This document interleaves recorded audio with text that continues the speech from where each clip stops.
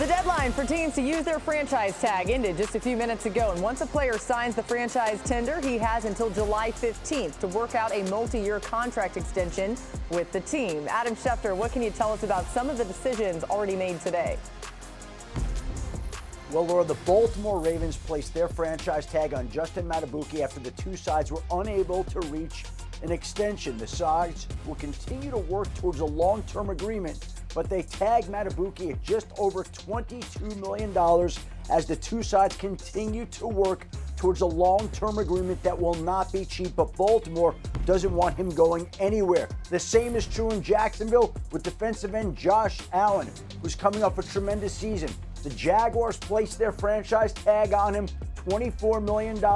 Don't want him going anywhere. After 17 and a half sacks last season, the two sides will continue working on a long-term deal to see if they can get that done. But the Miami Dolphins have not and did not place their franchise tag on Christian Wilkins, as we discussed over the weekend. They are going to allow him to hit the open market. He's going to be one of the most sought-after free agents out there. Miami is very likely to lose him because there will be so much interest in Christian Wilkins on the open market because of the player and person that he is. And then, of course, the running backs might be one of the central storylines of free agency. No tags for any running backs, including Saquon Barkley, the dynamic Giants running back who now becomes one of the headliners of free agency. No tag for Derrick Henry. No tag for Austin Eckler. No tag for Tony Pollard. No tag for DeAndre Swift. No tag for Josh Jacobs. We can go on and on. And free agency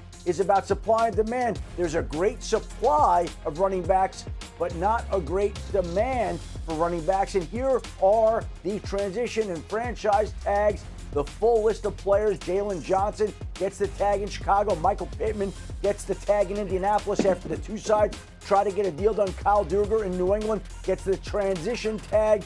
And obviously a busy day with Antoine Winfield getting a tag in Tampa. A lot of tags going around. Normally players do not like tags, but there are a few players out there that the teams are working to re-sign, and we'll see if they can get deals done before the new league year begins next week, Laura. You get a tag. You get a tag. Anyway, to the latest with the Giants, as Adam told you at the top, they chose not to tag running back Saquon Barkley, and Saquon has averaged 98.8 scrimmage yards per game in his career. That's the fifth most since he entered the league in 2018. The main issue with Barkley, though, as we all know, durability. He's played in every game of a season just once in his career, 16 games in his rookie season. That was only back in 2018. So, Adam, what will the market be like for a player like Saquon?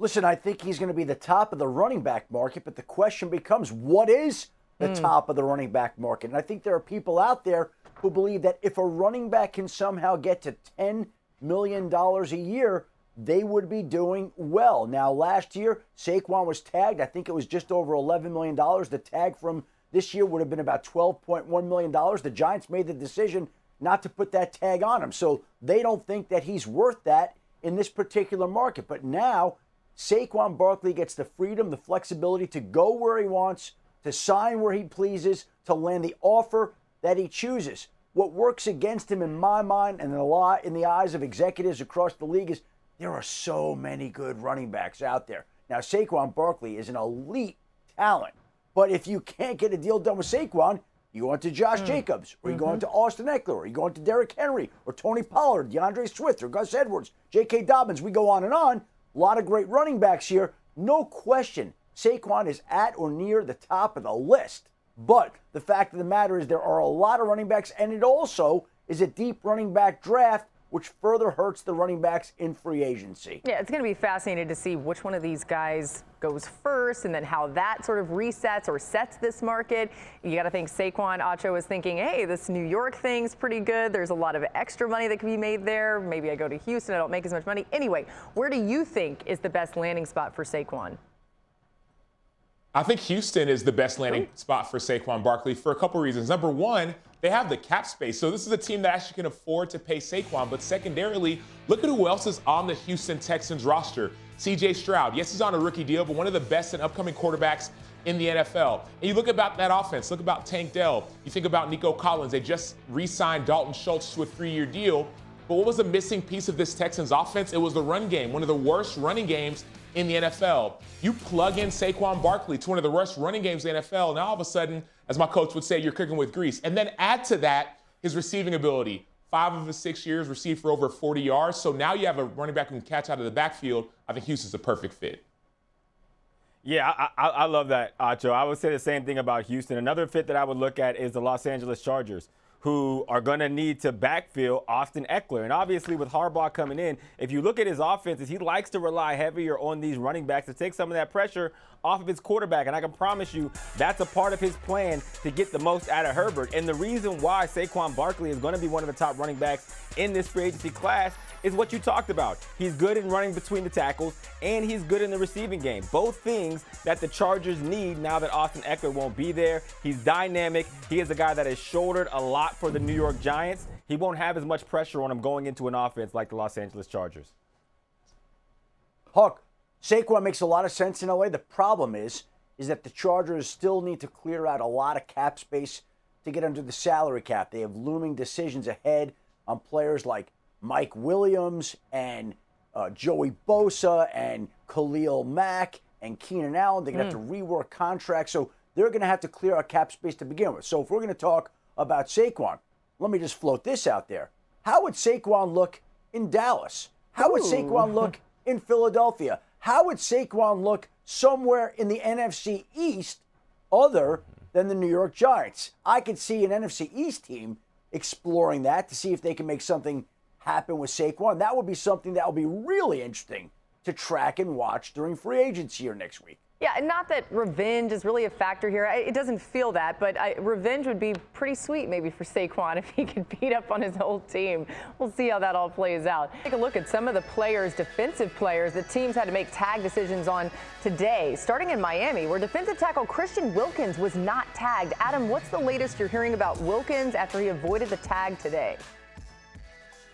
Well, Laura, I think the first sign came last summer when the Dolphins elected to sign defensive tackle Zach Sealer to a contract extension and give him some of the money that could have been ticketed for Christian Wilkins. There have been plenty of discussions between the two sides about whether or not Miami could retain Christian Wilkins, the former first-round draft pick. Ultimately, in the end, the Dolphins determined that he wasn't worth the price of the franchise tag, and they gave him the ability and the luxury to test free agency. Again, this is a reward for Christian Wilkins. When you don't get the tag, players are overjoyed. He now gets to go to the open market where any number of teams will be looking for defensive line help, and I expect his deal to come in somewhere around $24, $25 million per year. Yeah, congrats to him. Adam, it's a good clarification. Sometimes I don't know if people understand, it's like not a negative when you don't get tagged. It's a good thing. Get to be out there in the free agent world. Hawk, where do you believe is the best landing spot for Wilkins? To Adam's point, anybody who needs an interior defensive lineman who can stop the run, he's a leader, he's the NFLPA prep, all of those things. He is a guy, a foundational piece in that organization. One place I could see happening, which was reported by Fowler, is the Cleveland Browns. They have a number of defensive linemen who are going to be free agents. We know they have Myles Garrett, who's the defensive player on the year on the edge. Pairing him with another lights-out defensive lineman on the interior makes it that much more dynamic. He just had his career year, and being able to play alongside someone like Myles Garrett allows him to continue to play without that pressure and have somebody to set a balance for him on a defensive front. Now, that's filthy for the Browns. By the way, you mentioned the career year. Wilkins had a career best 9 sacks in 2023. That's more than he had in the previous 2 seasons combined. Thinking about Garrett on the edge, Wilkins in the middle, goodness. Let's go to Jacksonville. Well, linebacker Josh Allen was tagged by the Jaguars. Adam, what more can you tell us about this decision?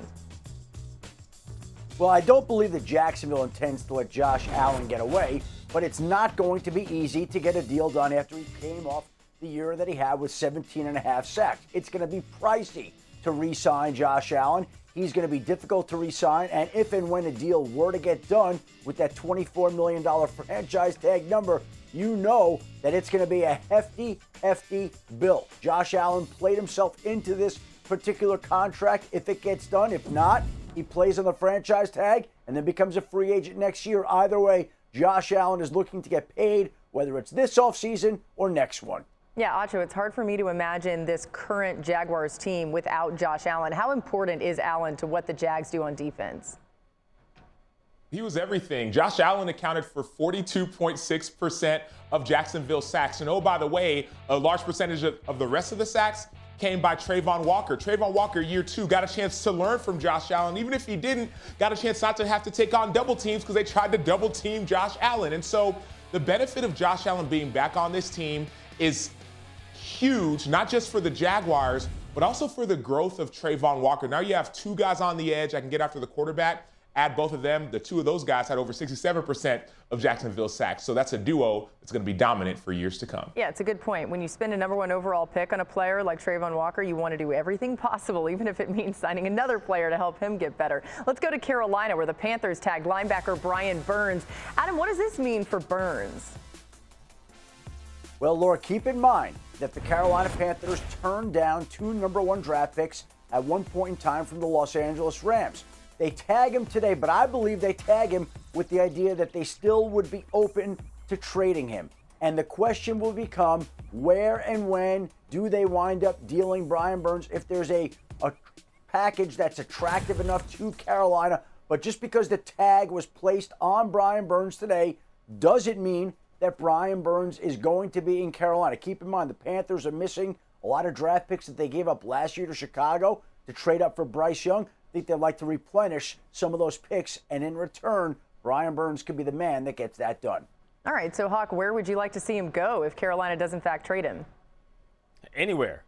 Literally. I mean, he's one of the most consistent edge rushers that in the NFL, let alone what the Carolina Panthers have. My question and problem with what the Panthers have done, to Adam's point, they turned down a king's ransom for him because he was a foundational piece. But it's very clear that they are still far away from really utilizing his talents. And now they're at a point now. Once they turned down that offer, they kind of drew their line in the sand, and he had all the leverage.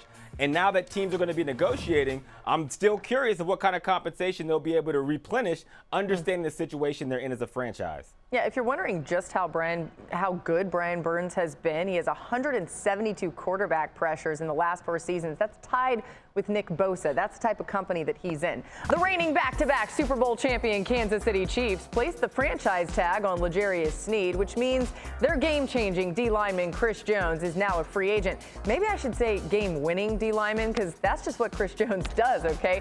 Adam Schefter, what more can you tell us about where things stand with the Chiefs and Sneed after tagging him?